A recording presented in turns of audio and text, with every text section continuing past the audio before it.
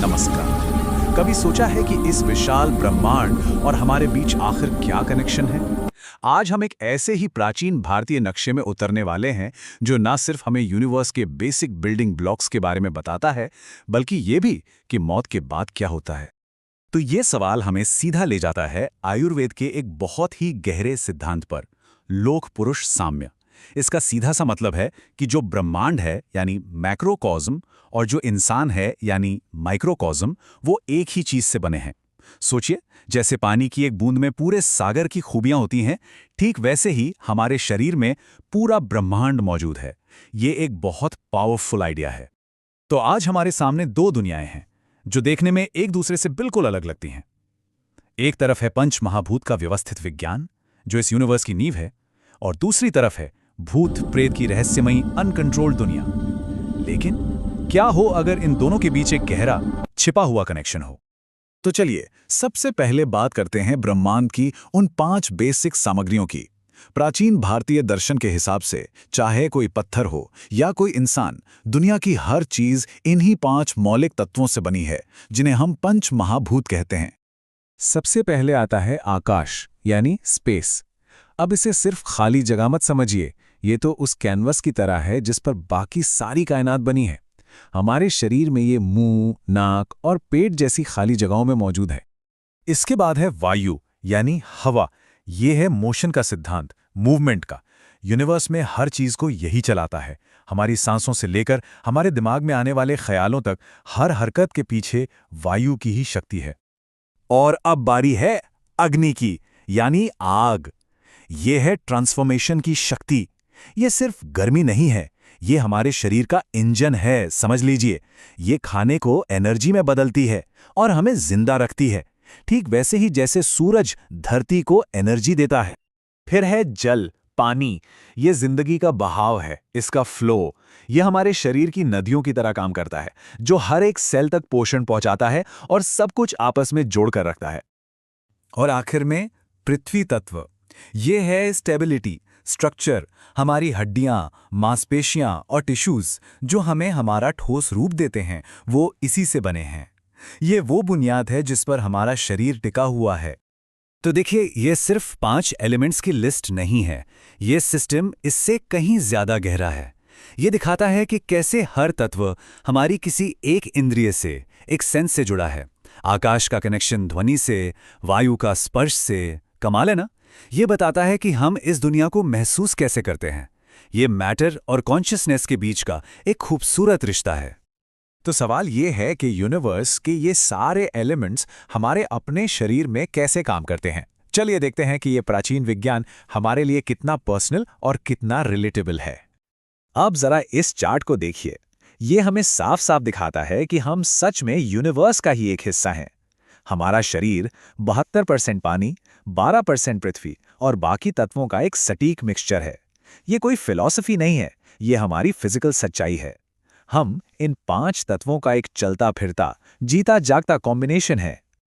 और बात यहीं खत्म नहीं होती, ये और भी ज्यादा पर्सनल हो जाती है। हर इंसान में इन तत्वों का एक यूनिक कॉम्बिनेशन होता है, जिसे आयुर्वेद में प्रकृति कहते हैं। किसी में वायु और आकाश तत्व ज्यादा होते हैं, तो किसी में अग्नि और जल। यही हमारी प्रकृति तय करता है, और पूरी आयुर्वेदिक दवा इसी बैलेंस को बनाए रखने पर फोकस करती है। तो अब तक हमने जीवन की बात की। अब कहानी में एक बड़ा मोड़ आता है। हमने देखा कि जिंदगी इन एलिमेंट्स का एक बैलेंस्ड ऑर्गेनाइजेशन है। लेकिन जब मौत होती है, जब ये पूरा स्ट्रक्चर बिखर जाता है, तब क्या होता है?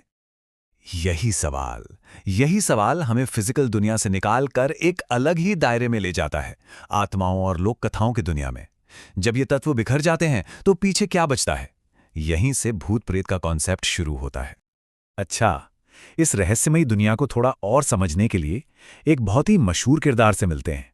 वेताल, राजा विक्रमादित्य की कहानियों वाला वेताल। एक ऐसी आत्मा जो मुर्दों में जान डाल सकती है। ये उसे जिंदा और मृत लोगों के बीच की एक कड़ी बनाता है। ये जो कोट है, ये बिल्कुल सही बताता है कि वेताल जैसी आत्माएं कहाँ होती हैं। वो जिंदगी और मौत के बाद की दुनिया के बीच एक ट्विलाइट जोन में फंसी होती हैं। मतलब वो न तो पूरी तरह जिंदा हैं, नहीं पूरी तरह मुक्त। और क्योंकि उन पर समय और स्थान के नियम लागू नहीं होते, उन्हें पास्ट, प्रेजेंट और फ्यूचर का गजब का ज्ञान होता है। और हाँ, वेताल इस दुनिया में अकेला नहीं है। भारतीय लोक कथाएं तरह तरह की आत्माओं से भरी पड़ी हैं और हर एक की अपनी अलग कहानी है। मांस खाने वाले पिशाच से लेकर उल्टे पैरों वाली चुड़ैल तक, ये विविधता दिखाती है कि मौत के बाद की जिंदगी की कल्पना कितनी गहरी और कॉम्प्लेक्स है। तो सवाल उठता है कि क्या ये सब सिर्फ पुरानी कहानियां और लोक कथाएं हैं, या फिर इन प्राचीन विश्वासों और आज की साइंस के बीच कोई कनेक्शन हो सकता है? अब यहां एक बहुत ही दिलचस्प बात सामने आती है। देखिए, आयुर्वेद कहता है कि प्रोटीन जो हमारे शरीर को बनाते हैं वो 5 तत्वों से बने हैं, और आज की साइंस क्या कहती है कि वो कार्बन, हाइड्रोजन, नाइट्रोजन जैसे केमिकल एलिमेंट से बने हैं। तो क्या ऐसा हो सकता है कि पुराने जमाने में पृथ्वी तत्व का मतलब था कार्बन यानी स्ट्रक्चर, और जल तत्व का मतलब था नाइट्रोजन यानी फ्लो? सोचने का एक दिलचस्प तरीका है ये। अच्छा, और उन अनुभवों का क्या, जब लोगों को लगता है कि उन्होंने कुछ देखा, कोई भूत? साइकोलॉजी इसके लिए एक संभावित जवाब देती है। हमारा दिमाग हमेशा पैटर्न ढूंढता है। सोचिए, कभी अंधेरे में किसी कुर्सी को देखकर लगा है कि कोई इंसान खड़ा है? वो इसलिए होता है क्योंकि हमारा दिमाग अधूरी जानकारी को भरने की कोशिश करता है, और कभी-कभी ये हमें वो चीजें दिखा सकता है जो असल में वहां नहीं है। तो ये सब हमें एक बहुत बड़े सवाल पर लाके खड़ा कर देता है। क्या प्राचीन दर्शन और मॉडर्न साइंस दोनों एक ही हकीकत को समझने की कोशिश कर रहे हैं, बस उनकी भाषाएं अलग-अलग हैं? आखिर में बात यह है कि चाहे हम पंच महाभूत के विज्ञान को देखें या भूत प्रेत की कहानियों को, ये दोनों ही हमारे वजूद के सबसे बड़े सवालों का जवाब देने की बेहतरीन कोशिशें हैं। ये दोनों ही हमें जिंदगी, मौत और इस यूनिवर्स में हमारी जगह को समझने के लिए एक तरह के नक्शे देते हैं। तो हम इस चर्चा को यहीं एक सवाल के साथ छोड़ते हैं। क्या ये प्राचीन नक्शे सिर्फ गुजरे हुए कल का हिस्सा हैं, या ये आने वाले कल के लिए भी कोई गाइड बन सकते हैं? क्या ये उन रहस्यों की तरफ इशारा कर रहे हैं जिन्हें विज्ञान आज भी सुलझाने में लगा है? सोचिएगा जरूर।